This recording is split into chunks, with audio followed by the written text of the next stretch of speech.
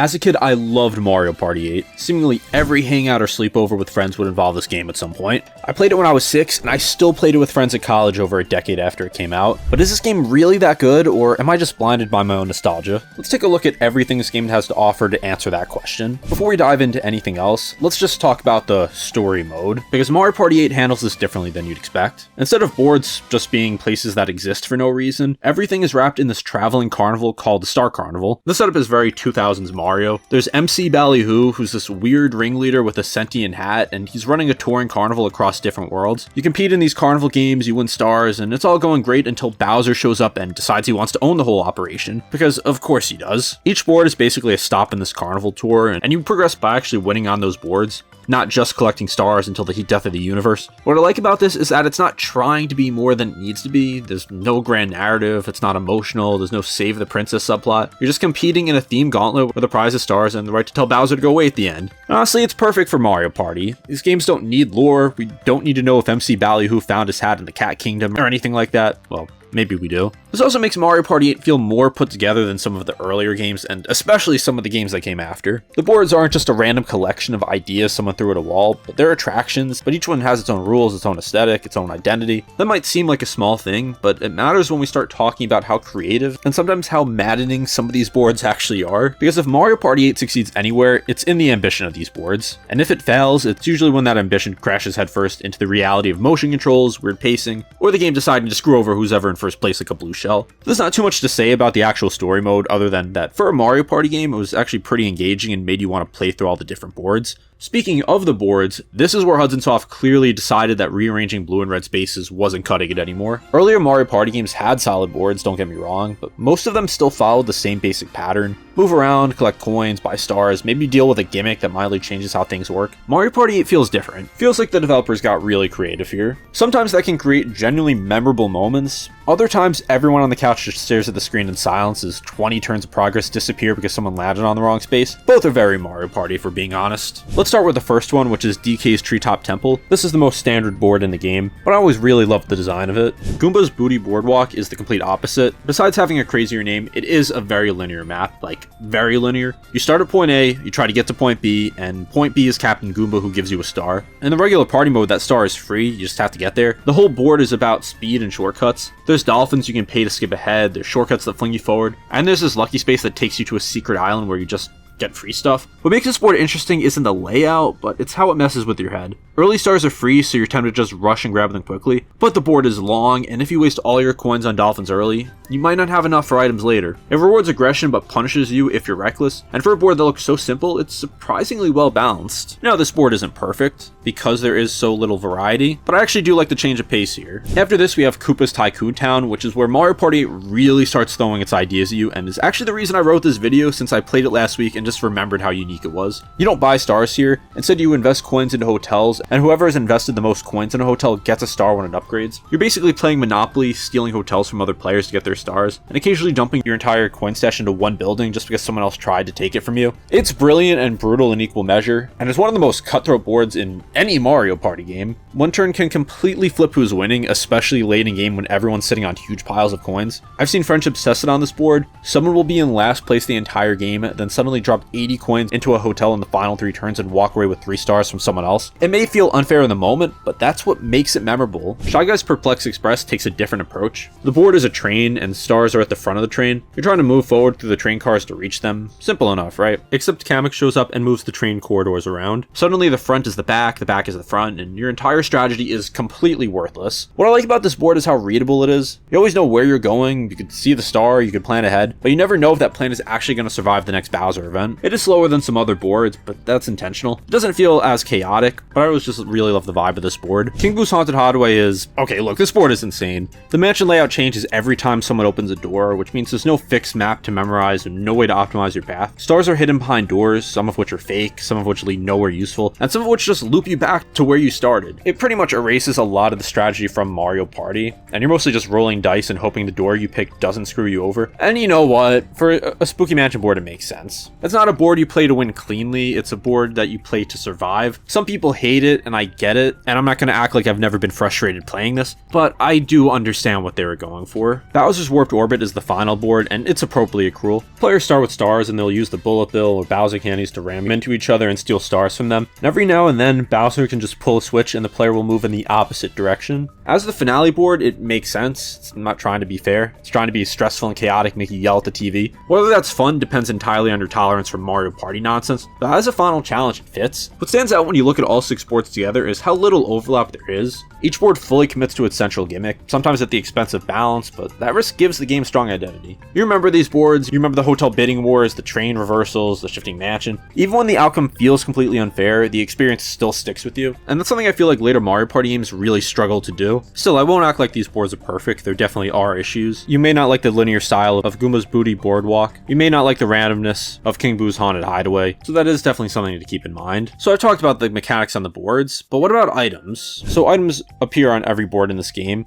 and they're not new to Mario Party. The GameCube games had already proven how much these items can change a game, especially things like orbs. Mario Party 8 keeps the philosophy of previous games with items, but instead of making it complex, the game trims things down and focuses on items that are easy to understand, easy to use, and usually immediately annoying to whoever they're used on. Most of the candy items in Mario Party 8 are built around movement and disruption. So there's red candies, which just have dice. Like I mentioned, there's twice candy, thrice candy. Then there's slow go candy, which is a slower dice block that lets you move only 1 to 5 spaces, which can be useful if you only need to go a few spots. There's green candies that transform the player, like Springo candy, which I mentioned, Cash App candy, which has you throwing a dart to steal someone's coins. And then the vampire candy, which is similar, but it's random how many coins you'll actually take. Then there's yellow candies that transform a player for the duration of the turn, like bit-sized candy, blowaway candy, wiggly candy, and bolo candy. Then finally there's blue candies, which are more offense-based than yellow candies. There's the Thwomp candy, Bullet candy, Bowser candy, and Dulo candy. And depending on what board you're on, there'll be different candies. Only 2 of these actually appear in all of them. However, with that being said, it is missing some of the heavy board control from earlier games.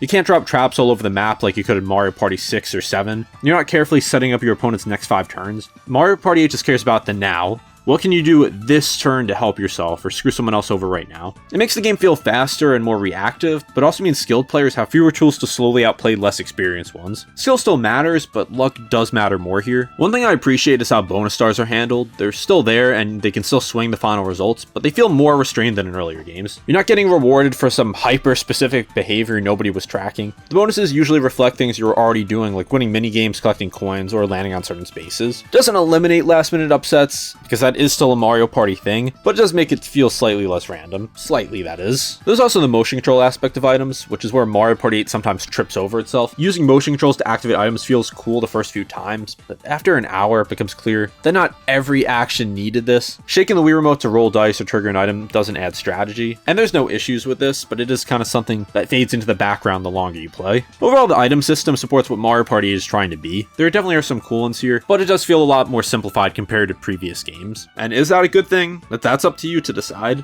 Perhaps the most important thing in any Mario Party game, depending on who you ask, is the mini-games. And of course, with this being an early Wii game, motion controls are everywhere here. It's pretty hard to find a minigame here that doesn't use motion controls in some way. And in the late 2000s and early 2010s, I thought it was the coolest thing ever. But going back to it now, especially on the outdated hardware of the Wii, it definitely has shown its age a little bit. Especially some of the ones where you turn your Wii Remote holding it sideways, it can definitely feel very imprecise and get very frustrating. Some of my favorite minigames here actually work because the motion controls didn't fight against me. Boo Ting Gallery is a perfect example. You're pointing the Wii Remote and shooting boos as they pop up. That's it. There's no excessive shaking, there's no wild gestures, just point and shoot, but the simplicity is why it works. You have to balance accuracy with speed, and while you may think that there will be problems here with the motion controls, I actually had pretty few with this one. Mosh Pit Playroom sits at the opposite end, but still nails what it's trying to do. In this one, everyone's shaking the Wii Remote trying to knock each other off a platform, and there's zero room for strategy here, but it's just a fun game. I mean, look at this. Speedy Graffiti shows that Mario Party 8 didn't abandon classic design just because it had new controls. You have to replicate symbols on screen as fast as possible. King of the Thrill is maybe my favorite minigame here. I was obsessed with this as a kid. It's just a 2v2 fighting game where you try to knock your opponent off a crumbling platform, and if you win, you move on to the final round.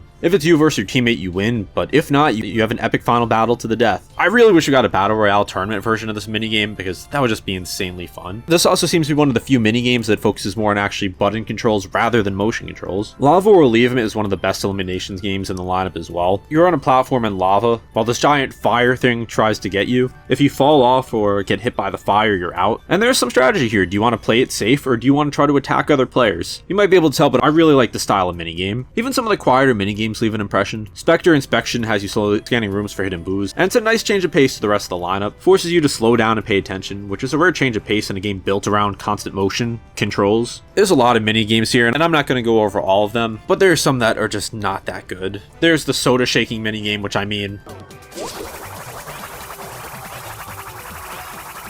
Flip the Chip is another minigame that exists. I hated this one as a kid. I felt like the motion controls were never accurate for this, and literally all you do is just turn the Wii remote. So many games definitely are a mixed bag here. I don't think it has the strongest lineup in the series. One thing I will say is it's not afraid to take risk. Even the bad games here don't feel safe. You remember the ones you love, the ones you hated, and the ones that just caused arguments. I feel like Mario Party 8 has some really high highs, but some really low lows as well. Beyond the main party mode, Mario Party 8 actually tries to be more than just a board game you pull out once every few months. The extra modes don't reinvent anything, but together they make Mario Party 8 feel like a complete package rather than just a multiplayer novelty. For a lot of players, especially kids who didn't always have 3 friends around to play this, these different modes made the difference between a game that collected dust and one that stayed in a constant rotation. Minigame mode is the obvious one, and while it exists in basically every Mario Party, it's especially important here because of how physical the minigames are. Being able to practice motion controls outside of party mode makes a real difference. You can learn the quirks of the Wii Remote, figure out how sensitive certain actions are, and that does help before you go into a full board game. Plus it turns the best minigames into standalone party activities. Then there's extra challenges that remix minigames or add small twists to familiar mechanics. They don't always leave a lasting impression, but they add variety and give you reasons to revisit minigames you otherwise skip. There's Crown Showdown, which just has players trying to win the most minigames. Whoever wins the game receives a point, and whoever reaches 3, 5, or 7, whichever one you choose, is the winner.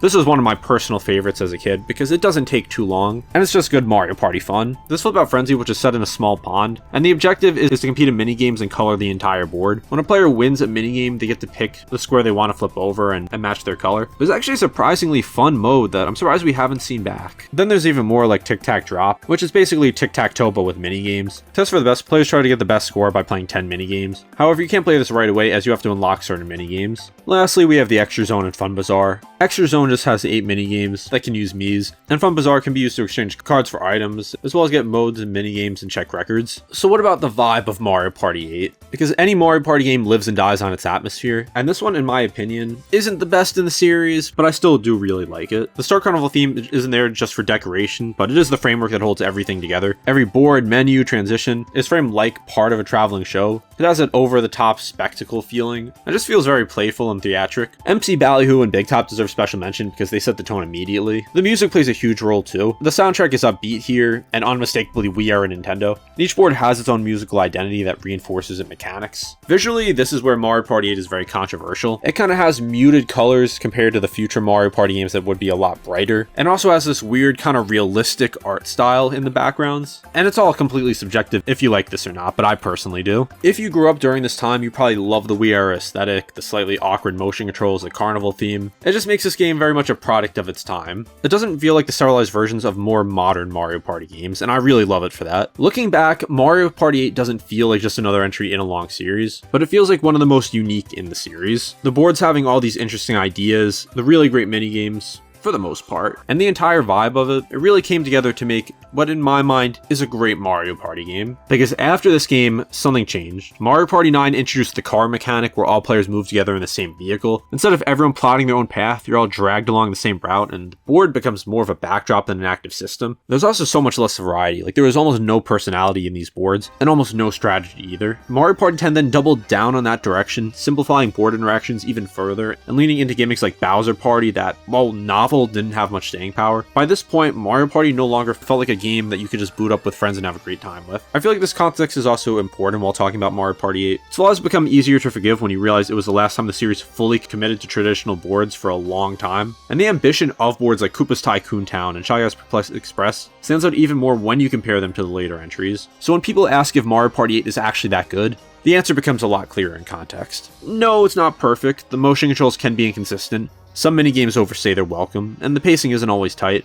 but perfection was never the goal. What matters is whether that game creates memorable experiences, meaningful decisions, and creates stories you're still talking about years later. By that metric, Mario Party 8 absolutely succeeds. So yes, Mario Party 8 really is that good, at least in my opinion, because it gets so much right. It's a very bold, personal game that just has its own unique style. And that's my overview of Mario Party 8. Some people don't like this game. To me, it means a lot, and I really do think it is that good. But let me know your favorite Mario Party game, what you think about Mario Party 8 in the comments, and be sure to subscribe.